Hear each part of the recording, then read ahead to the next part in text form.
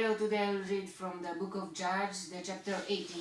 In chapter 17 it was about Micah's idols, and we saw how the Jewish people degraded and they believed that praying to some idols, that would mean that they pray to the God, and it was so far away from the God's law.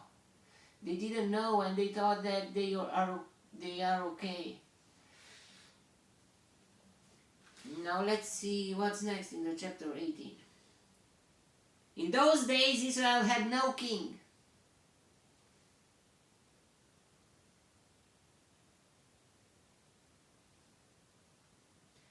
And in those days the tribe of the Danites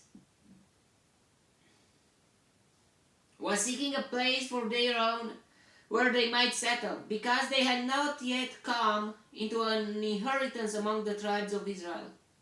So the Danites sent 5 warriors from Zorah and Eshtaol, 5, to spy out the land and explore it. These men represented all their clans. Wow. So the tribes of Israel, they still had some leaders, and they still were like tribes. They were not, okay, they had no king among all of the Israelites, but they were, the tribes didn't disrupt yet, or how can I say? They still had some leaders, and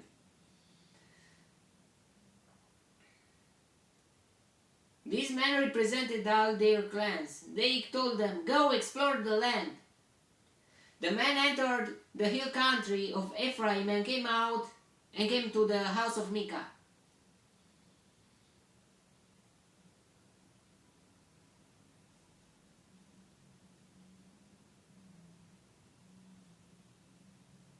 Where they spent the night. When they were near Micah's house, they recognized the voice of the young Levite.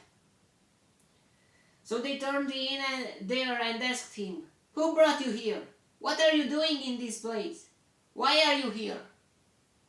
He told them what Micah had done for him and said, "He has hired me and I am his priest." Then they said to him, "Please inquire of God to learn whether our journey will be successful." The priest answered them, "Go in peace, your journey has the Lord's approval." Wow, wow, wow, wow, wow. So a priest, he was there like a prophet too. I mean, they recognize him like a prophet, or somehow something like that. So the 5 men left and came to Laish.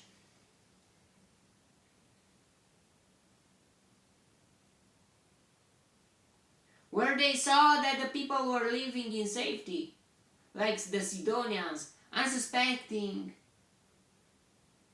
and secure. So all the world should be somehow something like that. I mean, why? But still, I mean, we can ask ourselves, should be like that or not? Because look what will happen.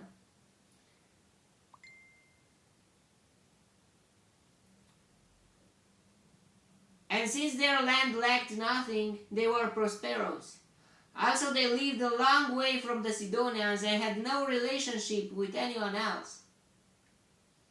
When they returned to Zorah and Eshtaol, their brothers asked them, "How did you find things?" They answered, "Come on, let's attack them. We have seen that the land is very good. Aren't you going to do something? Don't hesitate to go there and take it over. When you get there, you will find an unsuspecting people and a spacious land that God has put into your hands. A land that lacks nothing, whatever." Wow. So the God's law was to conquer all the country. Then 600 men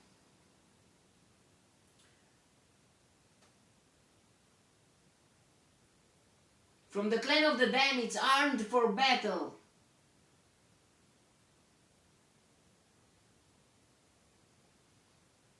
set out from Zorah and Eshtaol.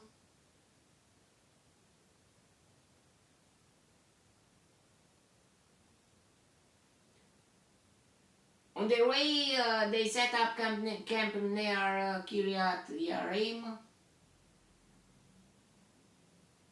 Jearim, in Judah. This is why the place west of Kiryat Jearim is called Mahane Dan.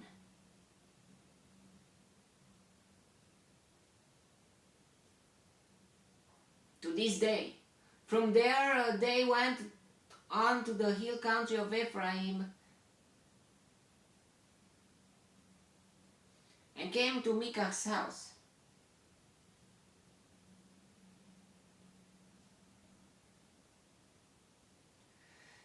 Then the 5 men who had spied out the land of Laish said to their brothers, "Do you know that one of these houses has an ephod? Other household gods, a carved image and a cast idol. So you should destroy it. Now you know what to do." So they turned in there and went to the house of the young Levite at Micah's place and greeted him. The 600 Danites, armed for battle, stood at the entrance to the gate.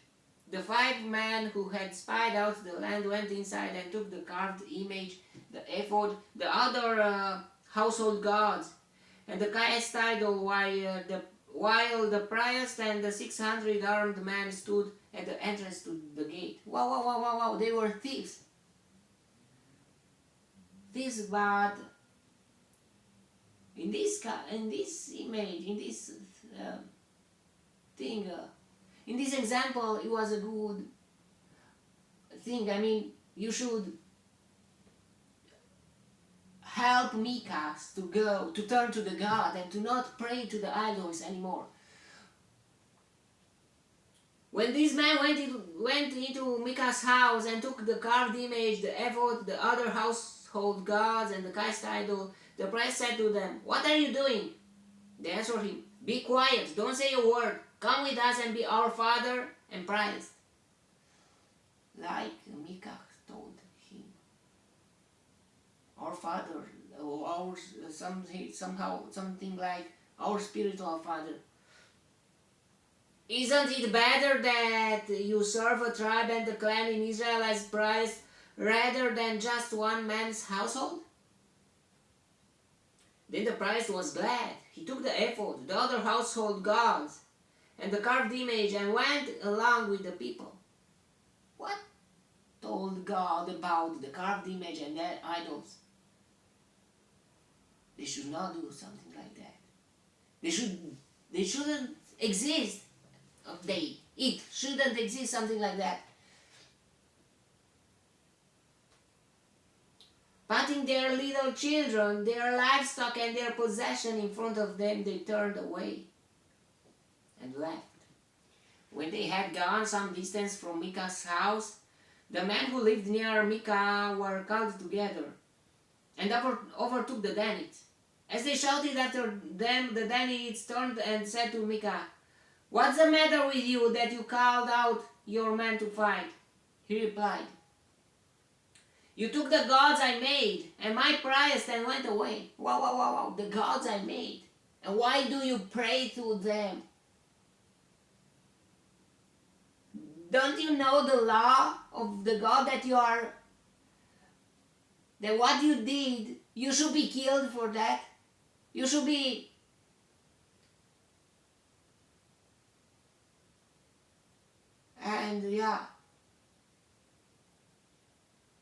you should never do such things. And it should never exist such things among you. And look what happened. The Danites they didn't know the God's law. Two, they they have stolen from Micah, but to make their gods. But it's not okay.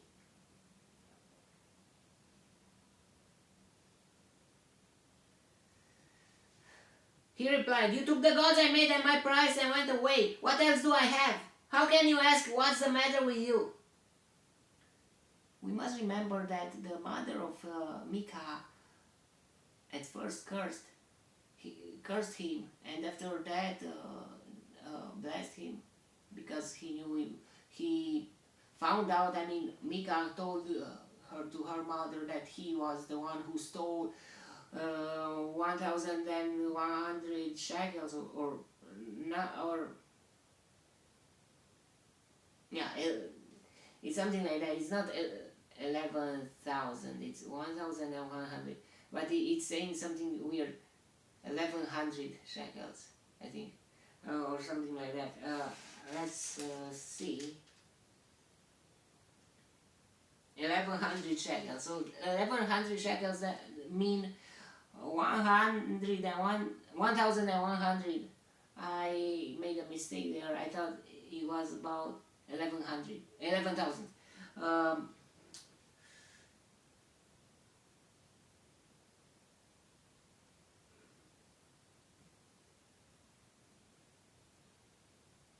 What else do I have? How can you ask what's the matter with you?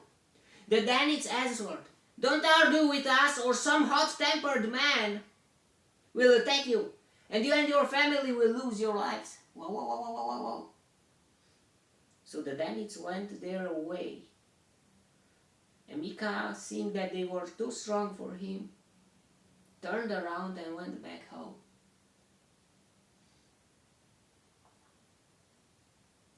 Was it a curse or a blessing?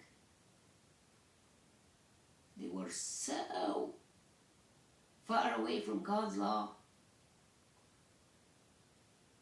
They forgot everything about God. And to be in Christianity, something like that happened too. And they made idols, they made paintings with saints, and they were praying to them, and they are praying to them, to Saint Mary, to Saint Nicholas, to Saint Andrew, to Saint... They make carved or paintings, and they forgot about God. Yeah, in Christianity, and we cannot say, oh, they are just some religions. Yeah, some religions, but those religions, and sometimes they were all the Christians. Maybe there were some awakened man, or how can I say that they realized that. Maybe always there were some men, some people like that, but the majority of Christianity were like that. And they still keep doing that, and I don't understand why. Isn't enough the Bible to say that you cannot pray only to the God? And to Jesus Christ, and to Holy Spirit, and no other. You can no other pray, and is not allowed to pray to the dead people or to talk with them. It's not about respecting other people or something like that. It's a reality, and the reality is here. It's not my religion or my reality. The reality is here. And we must awake. We must wake up. Yeah, people have some other problems too, and we cannot say, oh, that's the main principal sins, and they no, immorality is the principal sin for the people. Yeah, but they still have something like that too, and it's a bit. I don't understand it. Why?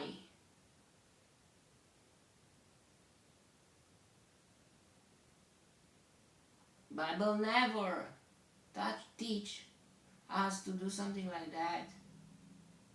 So why? Why? I don't understand.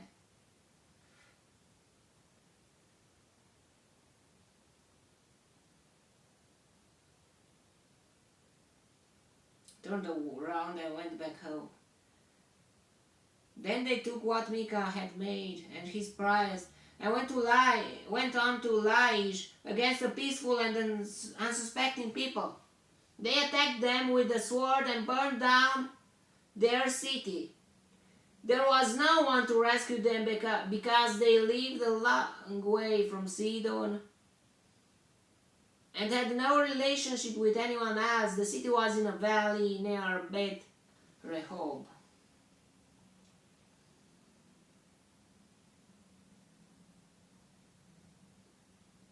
The Danites rebuilt the city and settled there. They named it Dan after their forefather Dan, who was born to Israel, though the city used to be called Laish. There the Danites set up from themselves the idols. And Jonathan, son of Gershom, set up from themselves the idols. There was so much curse on that, because it became those things became idols to all the Danite tribe. And Jonathan, son of Gershom,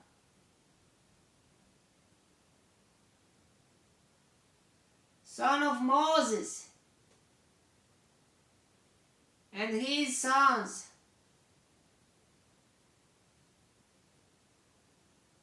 were priests for the tribe of Dan until the time of the captivity of the land.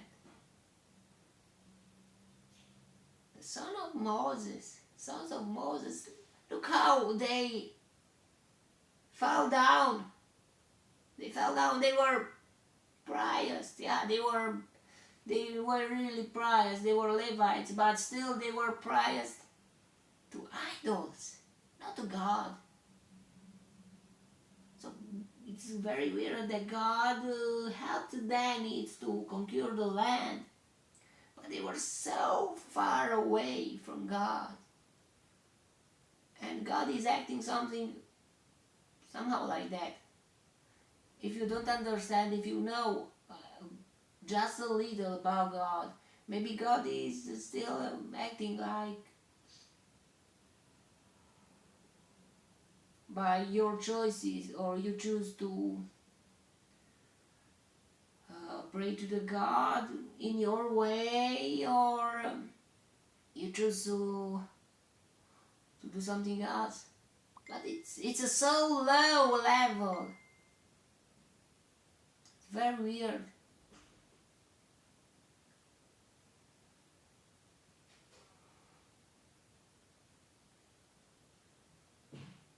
They continued to use the idols Micah had made all the time the house of God was in Shiloh. House of God was in Shiloh.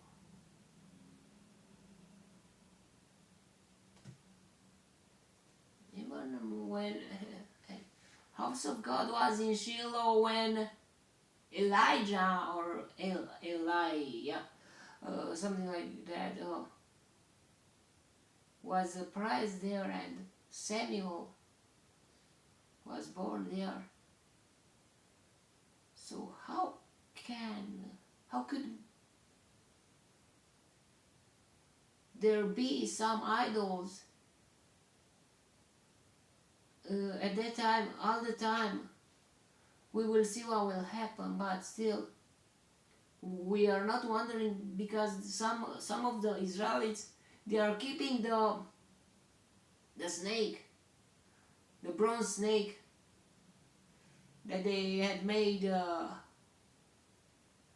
only a king of Israel far, far away will wake up and will realize that is the wrong thing, and it will, because some people, they were still praying to those things. So yeah, it's very important to pray to the God, or how you are praying, but still, this is just one step.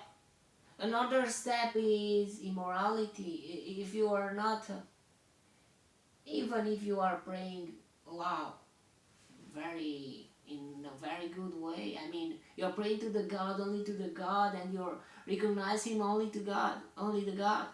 But if you are doing wrong things, what is worse? Yeah, we are sinful people, or we were, or somehow something like that. But uh,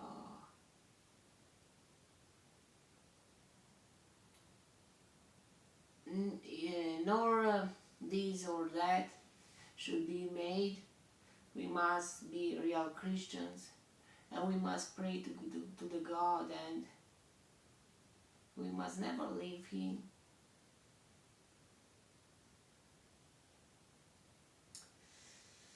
Yeah, sometimes maybe I don't want to talk about the subject that,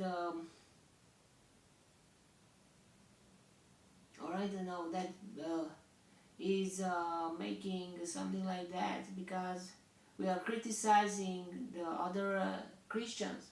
That the Christians that they are still looking for God in their ways, but still their ways are not very okay in some, by praying to the saints or something like that.